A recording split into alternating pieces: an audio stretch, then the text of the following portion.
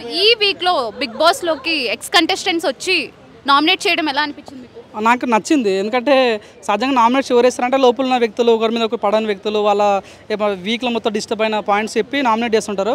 కానీ అసలు ఎక్స్పెక్ట్ చేయాలి, బిగ్ బాస్ 8 కూడా ఇదే జరిగింది. ఎక్స్ కంటెస్టెంట్లు వచ్చి నామినేట్ చేయడం చాలా బాగా అనిపించింది.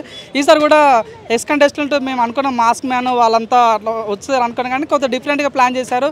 శ్రీజ వచ్చి డైరెక్ట్గా శ్రీజ కామన్ మ్యాన్, తను నామినేట్ చేసింది కూడా కామన్ మ్యాన్, కళ్యాణ్ మీద నామినేట్ చేయడం అంటే కొద్దిగా ఫైర్ కనిపించింది. మన మాస్క్ మ్యాన్ వచ్చి కూడా కళ్యాణ్ నామినేట్ చేయడం చాలా బాగా అనిపించింది. ఎక్స్పెక్ట్ చేయలేదు. కానీ బిగ్ బాస్ 9 చదరంగం కాదు రణరంగం అన్నారు కదా, ఆ టైటిల్కి న్యాయం చేస్తారన్న ఫీలింగ్ కలిగింది. సో యాక్చువల్లీ శ్రీజాకి అండ్ పవన్ కళ్యాణ్కి ఉన్న బాండ్ మనకు తెలుసు, చాలా క్లోజ్గా ఫ్రెండ్లీగా ఉంటారు.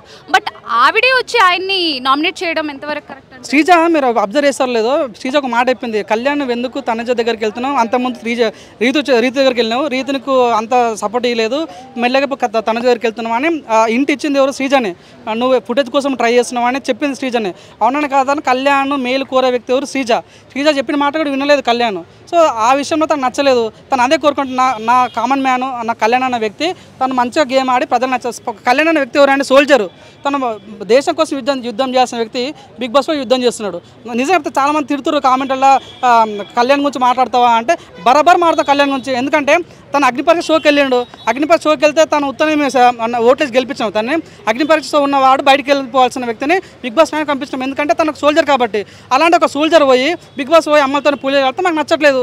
సో దయచేసి అట్లా గేమ్ ఆడడం, ఇంకో డబల్ గేమ్ ఆడడం. మొన్న చూసుకొని ఇమానియల్తో ఇచ్చిండు కవరు, తనుజను నామినేట్ చేయమంటే తనుజను నామినేట్ చేస్తా అని చెప్పి స్లిప్ తీసుకొని పోయి సంజయ్ చేసిండు. ఆ డబుల్ గేమ్ కాదా? అది నచ్చట్లేదు. వాస్తవంగా శ్రీజ చెప్పిన పాయింట్ కరెక్టే. శ్రీజ ఎప్పుడు కూడా కళ్యాణ్ మేలు కోరుకుంటుంది. కళ్యాణ్ యొక్క గొప్పతనాన్ని యాక్సెప్ట్ చేసే వ్యక్తి ఎవరంటే శ్రీజ కాబట్టి. సో తను నామినేట్ చేయడం కూడా చాలా మంచిగా అనిపించింది.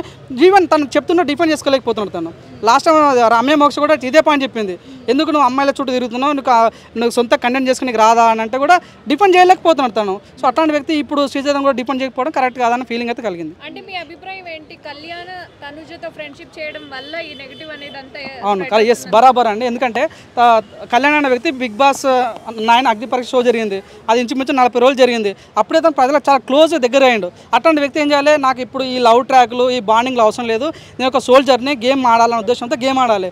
2 వీక్స్ సైలెంట్ ఉన్నాడు. అప్పుడు వచ్చి చాలామంది మోటివేట్ చేస్తారు, నువ్వు గేమ్ ఆడరా బాబు అంటే తనకి ఏం చేయాలి అర్థం కాక బిగ్ బాస్ ఏం చేస్తా అంటే లవ్ ట్రాక్ పెట్టుకుంటే మనం సర్వైవ్ అవుతాము, లవ్ ట్రాక్ పెట్టుకుంటే ఎక్కువ రోజులు ఉంటామని చూసిన గతంలో రాహుల్ సిప్పిల్ గాంధీ ఉండే, తనకు లవ్ ట్రాక్ నడిపిండు. తర్వాత అభిజిత్ ఒక ఆయన వచ్చి ఒక లవ్ ట్రాక్ నడిపిండు. ఈ లవ్ ట్రాక్ నడిపితే బిగ్ బాస్ 9 ఉండొచ్చు అనే ఉద్దేశంతో ఫస్ట్ పోయి రీతు చౌదరిని పులియర్ కలిపిండు. రీతు చౌదరి ఆల్రెడీ డిమాండ్ పవన్తో ఉంది కాబట్టి ఆమె అంతా సైడ్ ఇచ్చేసింది. సో తను ఏం చేస్తే తనజ కాలింది కాబట్టి తన దగ్గరికి వెళ్ళిండు.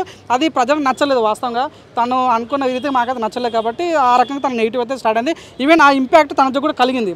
ఎందుకంటే చూడండి, తనుజ భరణి గారు ఎలిమెంట్ అయిన తర్వాత ఇమ్మాన్యుయల్ సపోర్ట్ ఇవ్వలేదు భరణి గారికి.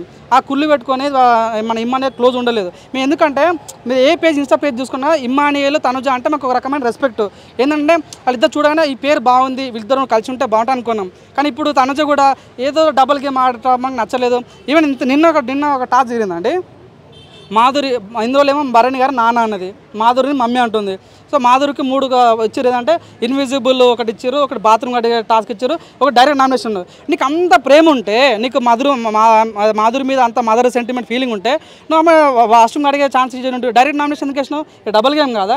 ఎప్పుడు చూసినా ఇమ్మాన్యుయల్ సేఫ్ గేమ్ ఆడుతున్నా అంటే ఇమ్మాన్యుయల్ సేఫ్ గేమ్ ఆడతలేడు. మీరు చూడండి, ఇప్పుడు ఎంత ఆర్టిస్ట్ అంటే ఎన్నో కామెడీ చేయాలి, నవ్వించాలి, ఏడిపించాలి. కానీ ఒక కమిడియన్స్ కామెడీ చేయమంటే అంత ఈజీ కాదు. అందరితో బాగుండాలి. ఇప్పుడు నీతో శత్రుత్వం పెట్టుకున్నా మళ్ళీ టాస్క్ వచ్చింది కానీ మళ్ళీ కామెడీ చేస్తే నచ్చదు. సో నీతో మంచిగా ఉండాలి. ఆ మంచిగా ఉన్నదాన్ని సేఫ్ గేమ్ అంటారు. కానీ వాస్తవంగా సేఫ్ గేమ్ ఆడుతుంది ఇమ్మాన్యుయల్ కాదు, తనుజ సేఫ్ గేమ్ ఆడుతుంది. చాలామంది కూడా తనుజ బయట ఒక 5-6 మంది పిఎల్ఎం పెట్టుకున్నది, ఇన్స్టాగ్రామ్లో రీల్స్ పెడుతున్నది, ప్రతి వీడియోకి బీజం పెడుతుంది. ఇది కరెక్ట్ కాదండి.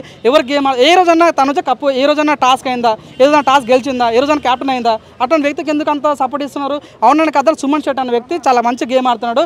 ఇందులో ఒక చిన్న సినిమా ద్వారా ఒక 14 సంవత్సరాల సినిమా తీయలేడుతాను.